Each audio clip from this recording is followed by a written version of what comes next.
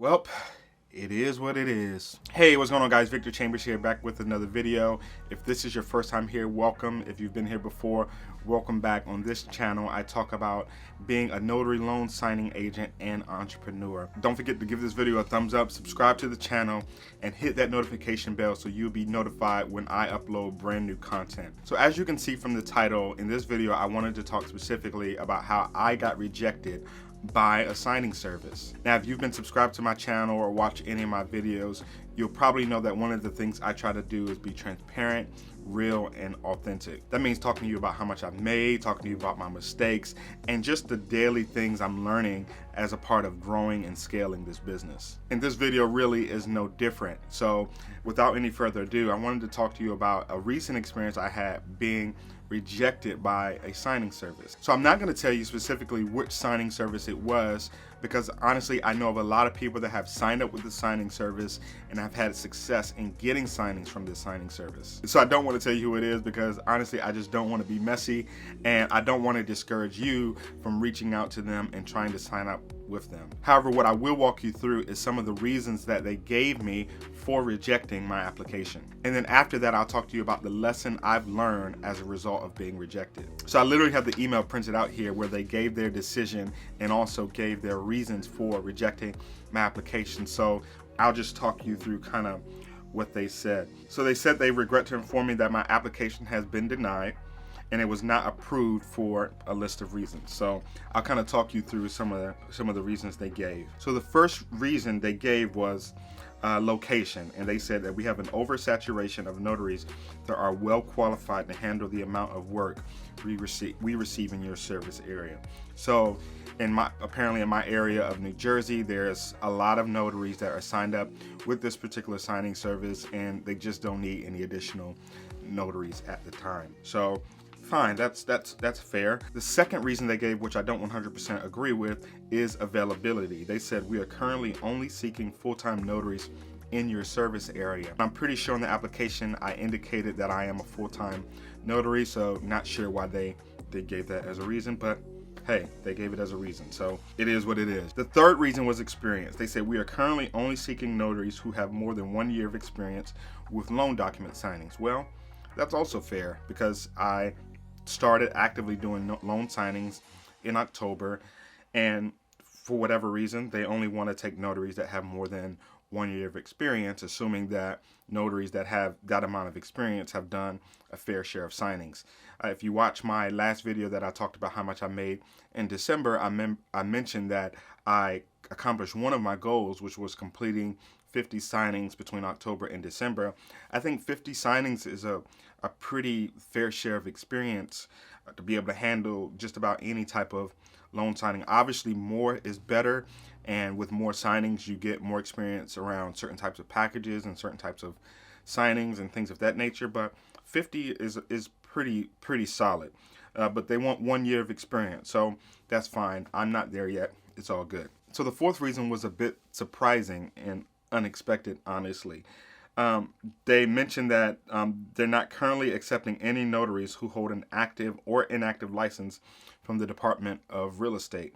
So this is loan officers and real estate agents. They only want notaries with expired licenses will be eligible in their database. So if you have a expired real estate license or an expired mortgage license, then you can be accepted as a notary in their database. And obviously you have to have a notary commission, but you can't have an active real estate license. All applicants are verified through state licensing records before a final decision has been made. I've never heard any signing service per se having an issue with loan officers or real estate agents being notaries or doing signings for them, but I assume that they're just trying to cover themselves and prevent any conflicts of interest from arising. And so, this is a question that a lot of people I've talked to have had as to whether, being a real estate agent and a notary is a conflict of interest. And it can be in certain scenarios, but for the most part, I wouldn't say that it is. That is, again, my personal opinion. Hey, they don't want to accept anyone that's a notary and an active real estate agent or loan officer. So again, it is what it is. And then the fifth reason was they mentioned was attorney state. And they said if you reside in South Carolina, Georgia, or Massachusetts, please note we are currently only accepting attorneys in our database at this time. So for those 3 states, they will only accept you in their database as a notary if you're an attorney. So I'm not in either of those states, and I'm not an attorney, but for whatever reason, they felt that applied to my situation. So again, it is what it is. Can't really do anything about that. Moving on. And then at the end of the email, they say, while we feel it is not a good fit for us at this time, we suggest that you try again in the future as our notary pool and acceptance guidelines are constantly changing. Please feel free to reapply in 6 months. So hey, there you have it. I have to wait about 6 months to reapply with that particular signing service, but guess what? It's really not the end of the world. Now, what I learned from actually receiving that email and being rejected by a very well-known signing service is, one, that I need to continue to push ahead and sign up for more signing services. Now, I'm signed up for quite a few, and I get, quite a bit of business, but it's always good to diversify so that you don't have to depend on one signing service or one title company to feed you. You should be diversifying and actually have a portfolio of signing services and title companies and a book of people that could potentially call you to offer you opportunities, because you just never know when maybe someone will go out of business, or maybe one signing service or title company will have a slow season, and you just don't want to depend on any one company or any one signing service to provide you with all of your signings, or even most of them. You want to diversify. So that's the first thing. The second thing is that I have to continue to push forward with trying to go direct and reaching out to as many title companies as I can to try to get signings from them, so that I can also continue to diversify and also increase my income, because as you know, direct business typically pays more than signing service business. And the third thing I would say is that, just not to take it personally and not to allow it to discourage me. In any business as an entrepreneur, you're going to get rejected, and you're going to get people that will tell you no. And if you're not prepared to push forward in spite of the no, then maybe you're not really prepared to do this business or any business for that matter.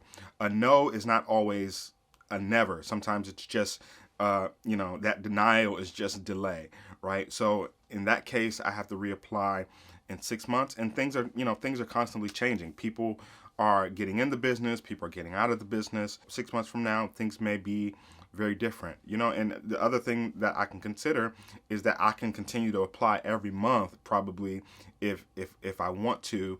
Will I? I'm not really sure, but that's another option. I can keep applying and just see what happens, and hopefully I'll get added to their database before that 6 month period. But I wanted to make this quick video just to, again, be real and transparent with you and just share my successes and my failures. And this is something that as a notary loan signing agent, you're going to encounter. You're going to be told no.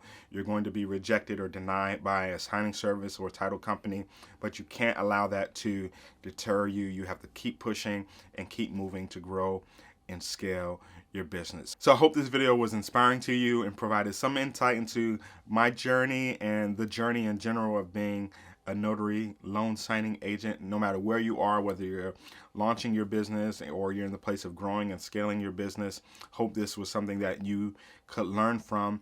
Don't forget to like this video, subscribe to the channel, and comment down below to let me know if you've had maybe a similar experience of being either rejected by a signing service or a title company, and how you responded to that specific situation. So until next time, peace.